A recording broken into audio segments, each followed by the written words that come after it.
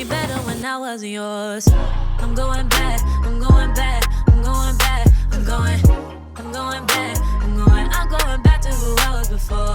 Hey guys, and welcome back to my channel. Exciting video today because I think we found a brand that has duped a whole bunch of high-end skincare. So if you guys want to know more, let's go. So I got a package in the mail. It was from Vitamasques, I think is how you pronounce this brand. If you guys remember, I had told you not long ago about a lip balm they had sent me in the mail, and I really wanted to point it out because it was a really nice lip balm. Like, there's one, keep in my bag to throw in there. It's like a pretty everyday neutral color to put on my lips, and then the other ones, they had some pinky colors and whatnot. I was like, oh, this is just a really nice lip balm, and I had other people in the comments tell me yeah, I've tried them, it's a really nice product. So when I saw this and I saw the products that were inside, I was like, wait a minute, I'm intrigued. I start pulling them out and I see that they are skincare products. First of all, I love little bags like this because it makes traveling so much easier. I open it up, I'm looking at the products, and I'm like, oh, very cute packaging. That's the first thing that I noticed. And then I'm like, that packaging looks familiar. Did that sound familiar to you? Because that sounds really familiar to me. Oh my God. But nothing is registering in my head, right? So I go online because one thing about it, I take chances when it comes to makeup. I go into makeup very head on, kind of the blind leading the blind on that one. But skincare, I don't play that. I already have sensitive skin, so I probably should be looking into some makeup products before I put them on my face, but I don't. But not with skincare. With skincare, I'm gonna search it. Let me find a esthetician, a dermatologist, whoever is making content about it, and of course, regular content creators talking about it, so I can hear some of the experiences, stuff like that, blah, blah, blah. So when I do, that's when I start seeing videos of reviews and whatnot and first impressions, and people pointing out that these products are supposed to be dupes of other products. And I said, oh, wait a minute. I technically have seen stuff like that before. Elf is a brand. They'll dupe products and whatnot. But I don't think I've ever seen a whole collection dedicated to something like that, right? So I start looking more into it. First product I have here is their Hydrate Milk Glaze Moisturizer, which is supposed to be a dupe for a Rhode skincare product. There is and then also when I looked at it, I started looking at the names and whatnot. I'm like, oh, okay, they're letting you know what it is that's being duped. So this is the Superfood Jelly Daily Cleanser. If you know, you know. This would be a dupe for the Youth to the People Superfood Cleanser. There is the Hyaluronic Hydrate Water Cream. This is a dupe for the Tatcha water cream. There's the Ultra Dewy Rich Moisturizer. This is a dupe for Tatcha's Dewy Moisturizer. And then this one's still in the box. Let me open this up. This is the Skin Support and Calm Daily Rescue Spray. This is a dupe for the Tower 28 Daily Rescue Spray. So they're not telling you a secret, and probably if I had looked at the names, I probably would have started to catch on that these are supposed to be dupes for those. Okay, so besides these two products, the Milk Glaze Moisturizer that's inspired by Rhode and the Ultra Dewy Moisturizer that's inspired by Tatcha, everything else I have the actual product it's inspired by. So I have the Tatcha water cream, I have the Superfood cleanser from Youth to the People, and then I have the Tower 28 spray. But here's the thing, I haven't actually tried these yet. So I can't give you a comparison between what I think about the original and what I think about the dupe version of them. Honestly, the only product from this collection that I've tried so far is one that I have not tried the original, so I can't give you a comparison. It's the Hydrate Milk Glaze.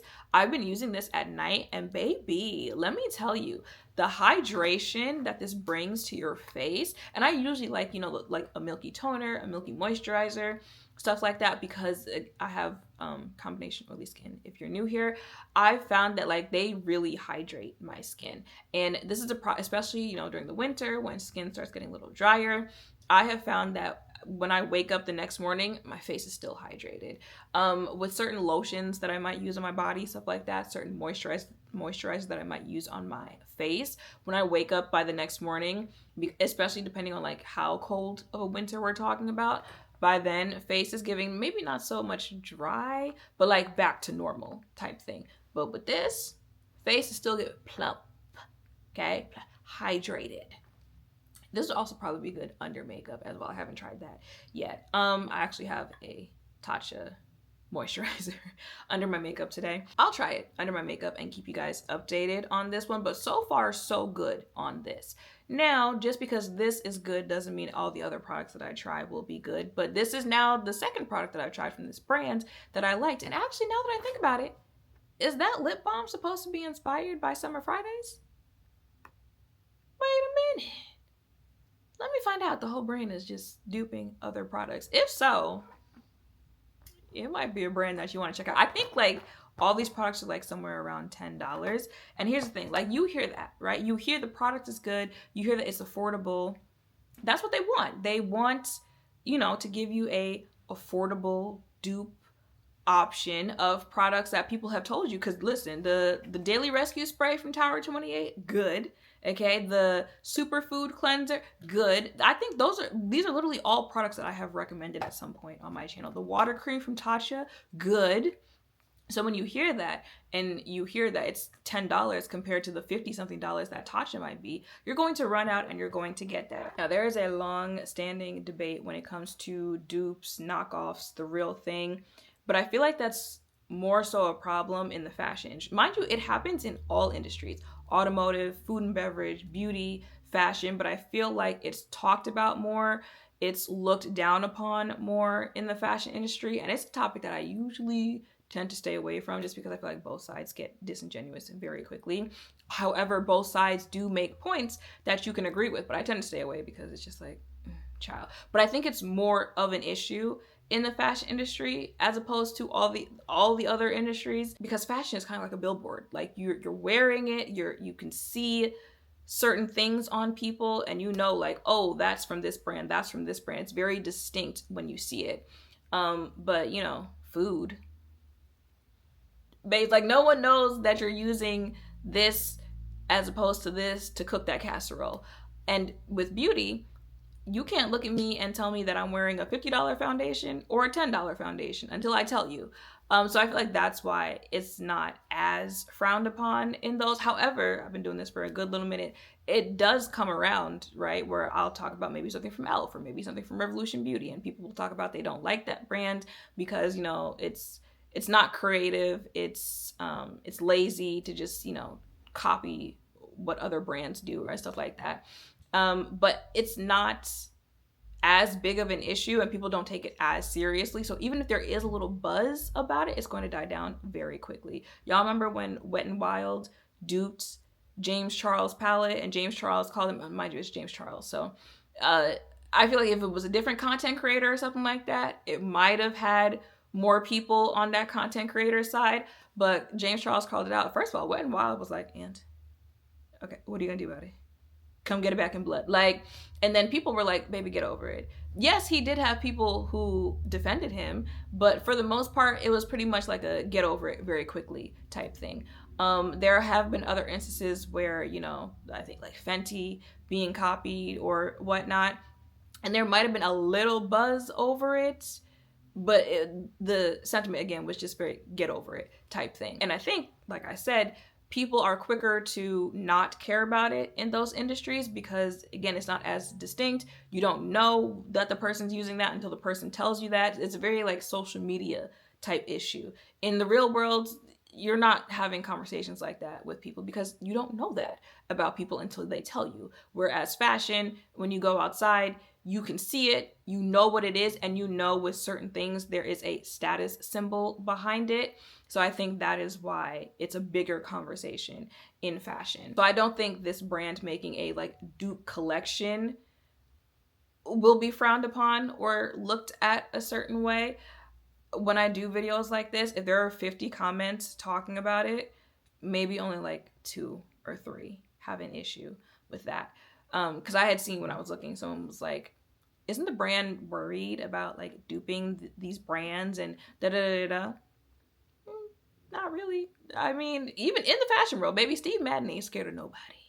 He ain't, and come get it back in blood. I'm gonna keep duping your stuff. So even in the fashion world, you know, they're not really that worried about it. Elf has been around, Revolution Beauty has been around, and they continue to do that. So this is another brand, and I think they might be a Korean brand as well. If this is another brand doing it, okay. Ain't nobody. It's not gonna stop nothing. It's not. Now you let me know in the comments if it's gonna stop you. Let me know in the comments, like, if you're not into brands like that and whatnot. Like I said, I do understand both sides of the conversation. Also let me know, baby, I don't give a damn about none of that. None. Okay, is the product itself good and is it affordable? That's all I need to know. Thank you. Let me know all of that in the comments down below. But that is pretty much it for this video. Like I said, I've only tried one of the products. It's that milk moisturizer, and so far so good. I would actually highly recommend it. But now also with certain things like that, now I kind of want to try the Rhode moisturizer and see, like, how do you guys compare and whatnot. So, you know, sometimes it works out for both brands, and sometimes it does not, and I understand the frustration. So let me know all of your thoughts in the comments down below. Make sure to thumbs up, comment, subscribe, turn notification bells down below. Thank you all for watching. I'll see you in the next one. Bye. Yeah, yeah.